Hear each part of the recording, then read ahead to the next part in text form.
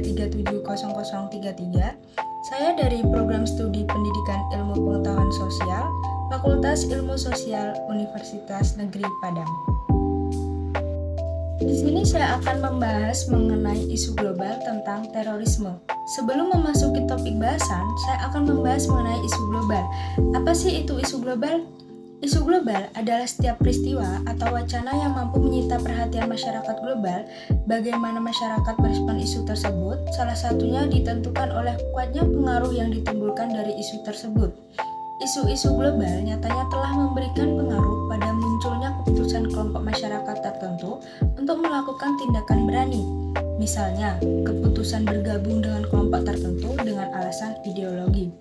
Sedangkan globalisasi tersendiri merupakan kecenderungan umum terintegrasinya kehidupan masyarakat domestik atau lokal ke dalam komunitas global di berbagai bidang. Pertukaran barang dan jasa, pertukaran dan perkembangan ide-ide mengenai demokratisasi, hak asasi manusia dan lingkungan hidup, migrasi dan berbagai fenomena human trafficking yang melintas batas-batas lokalitas dan nasional. Ini merupakan fenomena umum yang berlangsung hingga ke tingkat komunitas paling lokal sekalipun.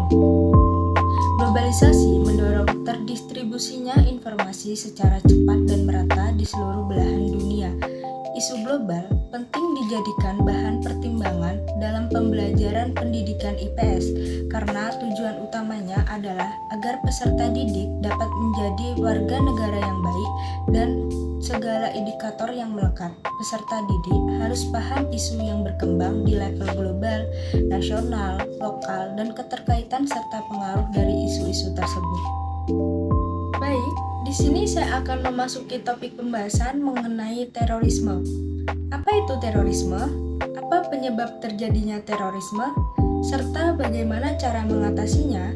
Di sini saya akan membahas secara lanjut.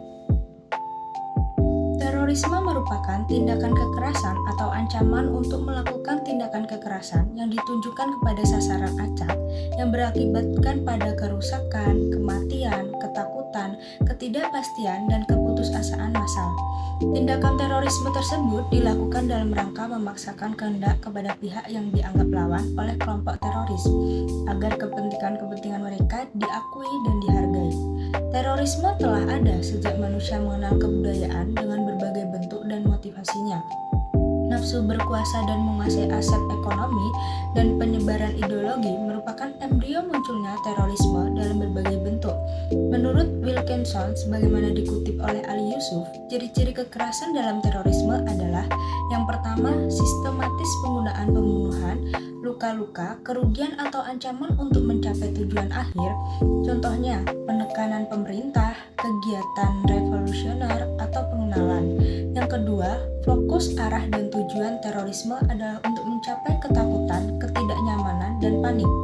Yang ketiga yaitu, terorisme tidak terpisahkan secara acak dan tidak pandang bulu. Terorisme sengaja menyerang target warga sipil. Strategi ini menyebarkan ketakutan karena tidak memiliki target khusus. Oleh karena itu, tidak seorang pun akan merasakan aman dan individu tidak dapat menghindar menjadi korban. Seperti contoh kasus yang terjadi di Riau, di mana dua tersangka terorisme berencana melakukan aksi teror atau alamiah saat perayaan Natal dan Tahun Baru 2024. Tersangka ditangkap oleh Densus 88 pada Selasa 21 November 2023 seperti yang dijelaskan oleh petugas, di mana tersangka melakukan propaganda di media sosial untuk membuat kekacauan pemilu 2024 dan membuat rencana alamiah Natal dan Tahun Baru. Adapun rencana tindak lanjut melakukan pengamanan, interogasi, dan penggeledahan terhadap tersangka. Penyebab terjadinya terorisme yang pertama yaitu pemahaman keagamaan yang tidak lengkap. Ketidaksempurnaan seseorang dalam memahami ajaran agama merupakan salah satu faktor penyebab terorisme. Ketidaksempurnaan ini mengakibatkan pemahaman agama menjadi syarat akan kepentingan pribadi. Yang kedua yaitu kemiskinan. Teroris dan kemiskinan merupakan kondisi yang saling melengkapi. Kemiskinan merupakan alasan untuk membungkus nafsu emosional yang meyakini perjuangan seseorang adalah benar dan meyakini nilai-nilai terorisme sebagai hal yang benar. Yang ketiga yaitu pergaulan yang salah. Pada umumnya, teroris berkembang selayaknya sel hidup mengandalkan jaringan lain. Dalam konteks ini, untuk berkembang, gerakan ini membutuhkan keterlibatan banyak pihak atau anggota. Saat seseorang masuk ke pergaulan yang salah, ia akan dihadapkan dengan pemahaman berbeda sebagai pembenaran. Tidak jarang, para anggota yang ada dalam jaringan terorisme telah disumpah dengan maksud terikat sebuah kontrak mati. Yang keempat yaitu pengangguran.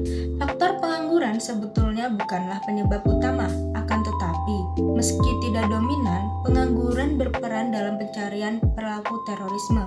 Jaringan terorisme akan menyasar pengangguran sebagai anggota dengan iming-iming hadiah berharga seperti uang, jaminan keluarga, serta mati syahid. Yang kelima yaitu masalah kenegaraan. Dari beberapa kasus, sebagian tokoh utama terorisme menyebutkan bahwa gerakan teror yang dilakukan merupakan upaya dari ketidakadilan dalam masalah kenegaraan, misalnya Palestina dan Israel.